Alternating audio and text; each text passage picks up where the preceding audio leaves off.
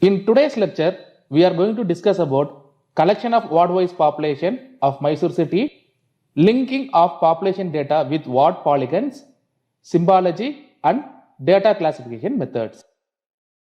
The population information of entire India is available in the Census of India website. Thus, I open Census of India website. There I click on Census Digital Library tab. It opens a new page. There I click on Tables followed by selection of census year as 2011. On the list of bulletins, I click on Primary Census Abstract. In the opened subclass, I click on Primary Census Abstract Total. Immediately, a new state selection tool is opened. In it, I select Karnataka. As Mysore is located in Karnataka state, I selected Karnataka. Now we can see on a new page, district-wise information of Karnataka is available.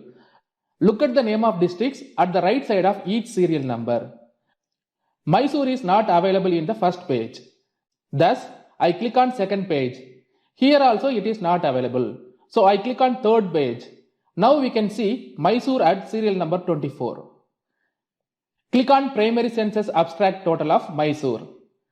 A new Excel file is downloaded in my system. I open it to see the information.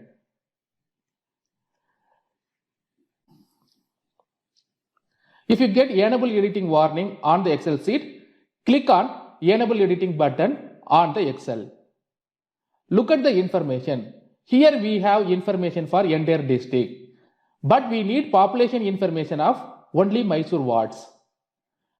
By moving down of Excel rows, I can see ward information of Mysore city. It starts from row number 755 and ends at row number 819. We need information of only these rows and other rows should be deleted.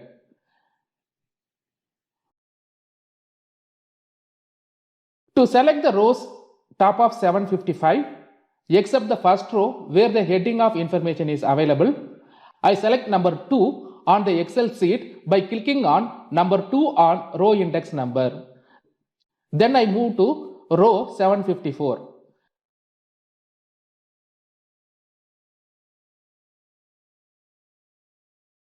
By pressing Shift key on the keyboard, I click on number 754 on the row index number. As we have already selected row 2 at the top, the row from 2 to 754 is selected. Now right click on row index number and click on delete. In the same way, I am going to delete the rows below the Mysore ward.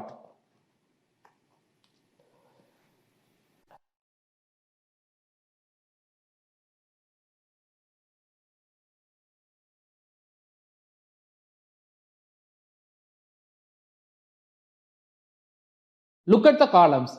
There are few columns which is not necessary for our work, such as state, district, sub-district, town or village, ward, EB and level. Thus, it can be deleted. To delete it, right click on the index number of column followed by a click on delete.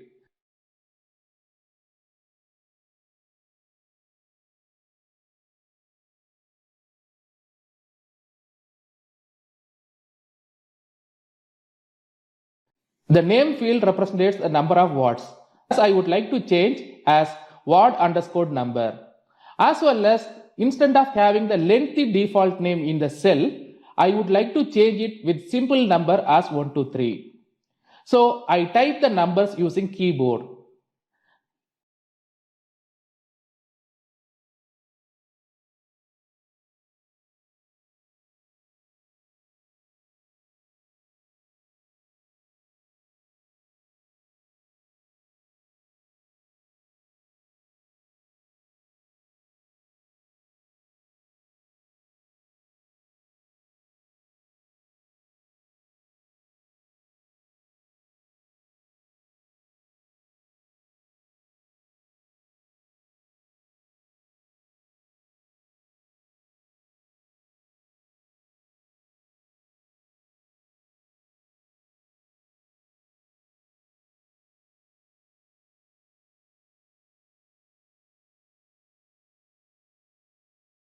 Now we can see a green flag on the left top of the cell.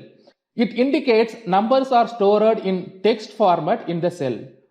To change this as number, select a cell and click on the warning icon at the right side of the cell. On the drop down list, click on convert to number. We can convert the cell one by one or select all the cell and convert all together. Look at the columns. The second column, which is TRU, which stands for total, rural and urban, is not necessary for us. Thus, I right click on the column index number and delete it. Look at the column name. The column names are mentioned in short form with underscore. The full form of this column's name is shown here. You can take the screenshot of it for your future reference.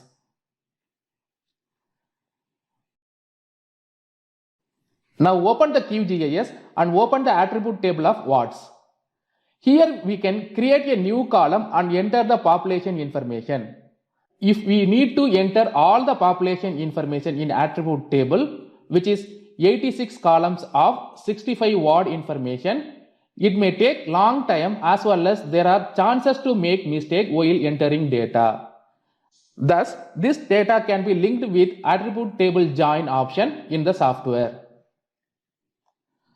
To perform it, the population data should be saved in CSV format. The CSV stands for comma separated value file format. To save this as CSV file, go to File and click on Save As, then go to your folder, write a name as pop_mys, which stands for Population Mysore, and change the file type as CSV and click on Save. Look at the first column where we have saved the ward number, and this column is going to be used for joining table. Close the Excel. To add the population from CSV to ward attribute table, the CSV file should be opened in project. To open it, click on Layer on the menu bar and click on Add Layers, followed by a click on Add Delimited Text Layer. On the pop-up window, click on Browse button at the right side of file name. On the new pop-up window, select your CSV file followed by a click on Open. Click on the arrow of file format and make sure CSV option is selected. Click on Records and Field option.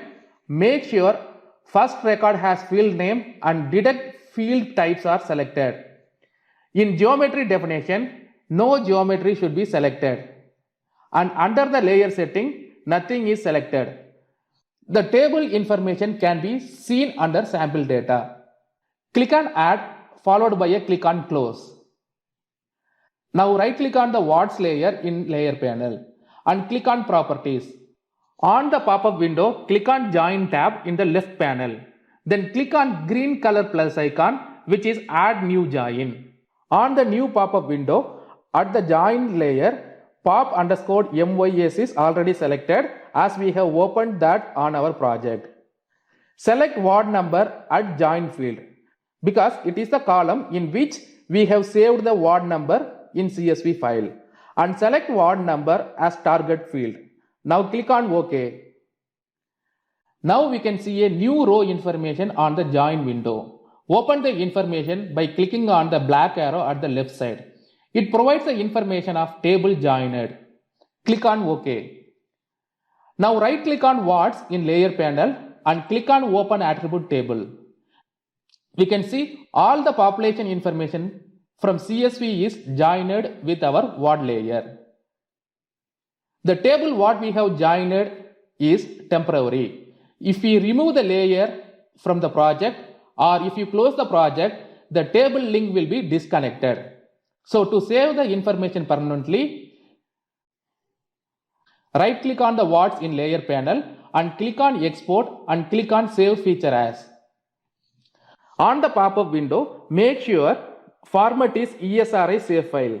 If something else is there, change into ESRI save file by clicking on drop down option. Click on the browse icon at the right of file name and save it in your specific folder. In my case, I am saving this in Mysore folder in the name of mys_pop_data, which stands for Mysore population data. Make sure your CRS is assigned with correct projection coordinate system and click on OK. Now, new saved file is opened on window. Right click on new saved file and open the attribute table to confirm all the population information is available. Remove all the files except Mysore population data. Now we are having polygon of all 65 wards of Mysore city as well as population information of each ward in the attribute table. Using this information, we can classify the wards into 3 groups. To do that, right click on the Mysore population data layer in the layer panel and click on properties. Then click on symbology tab in the left panel. Look at the single symbol on the top. Click on the down arrow at the right of it. Now we can see few symbology options. The first one is no symbol. When I use the no symbol, we can see all the data on the canvas is hidden. So no symbol generally doesn't give any symbol to our data. The next one is single symbol. This symbology is used to represent the entire data in a single color. The third one is categorized. It is used to symbolize unique values in our data. For example, if I select the ward number in the value field followed by a click on classify, we can see each ward is assigned with a unique color. The fourth one is graduated. It is used to classify the data into different groups. The fifth one is rule based, which is used to create custom rule based symbology for our data. The next one is inverted polygon, which allows a feature polygon to be converted into a mask. The final one is 2.5D, which is used to visualize the data in near to 3-dimensional. Among the several options, we have to use graduated to classify the Mysore ward population into 3 groups. So I select graduated, followed by selecting the value here as pop_mys_to, because it is the column where the total population of each ward is stored in our attribute table. Look at the right bottom of window. Here we have the option called classes. Here we have to mention how many classes we have to classify. The default value is 5. If we want to increase it, we can click on the top arrow to increase it. If we want to decrease it, we can click on the down arrow to decrease it. In this case, we need 3, so I make it into 3. Now look at the mode. Here we can see different classification method of data. The first one is equal count, which is also called as quantile. The second one is equal interval. The third one is logarithmic scale. The fourth one is natural breaks. The fifth one is pretty break. And the final one is standard deviation. We will see these classifications in detail. Data classification methods. When we classify our data, we can use one of the many standard classification methods provided in QGIS, or we can manually define our own custom class ranges. Equal count or quantile method. Each class contains an equal number of features. A quantile classification is well suitable for linear distributed data. Quantile assigns the same number of data values to each class. There are no empty classes or classes with too few or too many values. Because features are grouped into equal numbers in each class using quantile classification, the resulting map can often be misleading. Similar features can be placed in adjacent classes, or features with widely different values can be put in the same class. We can minimize this distortion by increasing number of classes. Now we will define equal count classification to our data with 5 classes. After defining equal count in mode, I choose 5 classes and click on classify button. followed by a click on OK. To see the number of wards in each class, I right click on the layer and click on Show Feature Count. Now, we can see all the classes are having 13 polygons of total 65 polygons.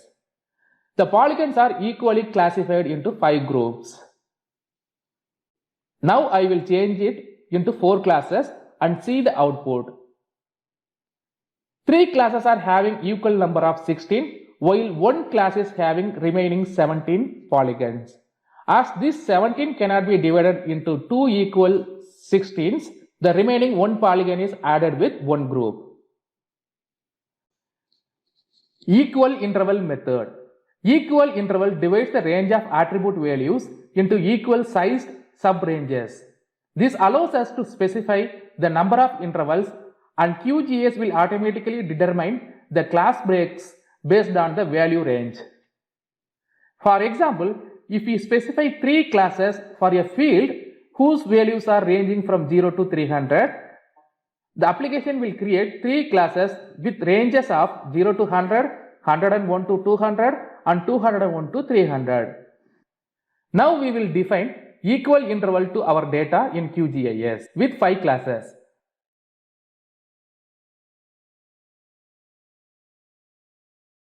Look at the number of ward polygons in each class. It differs from one group to another group because it classifies the data in the attribute columns irrespective of number of polygons. Logarithmic scale method. A logarithmic scale is a way of displaying numerical data over a very wide range of values in a compact way. Typically, the largest numbers in the data are hundreds or even thousands of times larger than the smallest numbers. Now we will define logarithmic scale to our data in QGIS. Look at the classification. The values of logarithmic calculated and it is classified with equal interval. And look at the number of polygons in each classes. It is entirely different from number of polygons classified in the group of previous methods. Next one is natural breaks method, which also called as JENCS. Natural break classes are based on the natural groupings characteristics in the data. Class breaks are identified that best group similar values and maximize the difference between classes. The features are divided into classes whose boundaries are set where there are relatively big difference in the data values.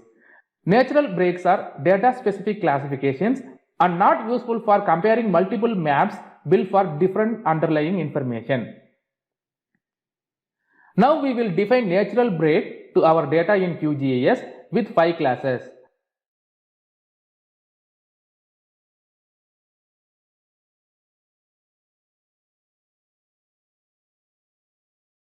Look at the classification. It provides a different result than previous classification. The next one is pretty breaks. If we want round numbers in our ranges, then we should choose pretty breaks. All pretty breaks rounds each break point up or down. Now we will define pretty break to our data in QGIS with 5 classes. Look at the classification result. The data is classified into 5000 interval with round numbers. Standard deviation method. The standard deviation classification method shows us how much features attribute value varies from the mean. QGIS calculates the mean and standard deviation. Class breaks are created with equal value ranges that are a proportion to the standard deviation. Now we will define standard deviation to our data in QGIS.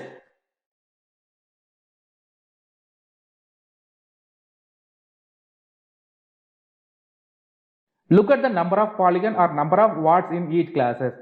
It is entirely different from the classification result of previous methods. The final one is manual interval. If we want to define our own classes, we can manually add class breaks and set class ranges that are appropriate for our data. To define manual interval, we can start with one of the standard classification method available in the software and make adjustments as needed. For our better understanding, I have prepared maps using default classification method available in the software and shown here. The top 3 maps are classified into 3 groups using default classification method available in the software, such as equal count, equal interval, and natural break. And the bottom maps are classified into 4 groups using logarithmic scale, pretty breaks, and standard deviation. Look at the above 3 maps. Area is same and the data what we have used is same, but our results are different due to the different classification method. If we consider first value in the legend as less populated wards, second value in the legend as moderately populated wards, and third value in the legend as a highly populated wards, we end up with 3 different results. Look at the 3 maps below. As these 3 classification methods are not supporting to classify the values into 3, I have classified it into 4 classes. Here also we are facing the same problem. We assume that if the City Urban Development Authority of Mysore wants to allocate fund of 10 lakh rupees for each highly populated wards, the result of equal count will get 2 crore 20 lakh for the city as there are 22 highly populated wards. But in the case of equal interval and natural break, it will be 50 lakhs and 70 lakhs. Hence, it is recommended to do pre-analysis of your data with different classification method to obtain the correct result. In this training program, we are going to use manual classification method to classify the wards population into 3 groups. To decide the class interval, first we look at what is the range of population data in attribute column. So I open attribute table and click on population field name. It provides the ascending order of population. The minimum value is 7028. Again I click on the column name. It shows the values in descending order. The highest value is 31,616. We will classify this as the wards which is having population of less than 10,000 is considered as low populated wards, and the wards which are having population between 10,000 and 20,000 are moderately populated wards, and the wards which are having the population more than 20,000 is considered as highly populated wards. First we will select any available classification method and define the class as 3. In this case, I am going to select graduated symbology method and equal interval data classification method. And I define number of classes as 3. Now we can see the system classified classes on the pop-up window, but we have to define our own classes. To do that, double click on the values of higher class. On the pop-up window, we see the higher value of our data range in upper limit. Do not change it, leave it as it is, and change the lower limit as 20,000, followed by a click on OK on the pop-up window. See the upper limit of second class. It was changed after we have defined the lower limit of higher class. Now double click on the values of second class and define the lower value as 10,000, followed by a click on OK. Look at the upper limit of first group. It is changed automatically as 10,000. If you want to change the color of our result, click on the down arrow of color ramp and change it. To add the class name in the legend, I double click on higher value of legend, which allows me to edit the class values. Here I type high and keep the values inside of bracket.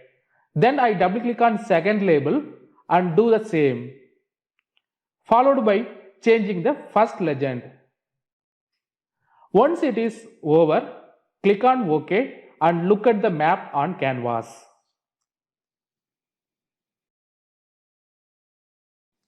Recap of today's lecture. We have discussed about how to collect population of wards in Mysore city, how to link census data from CSV file to attribute table, what are the default symbology and data classification methods are available in QGIS, and how to define a classes manually. To know more about QGIS software, visit www.qgis.org.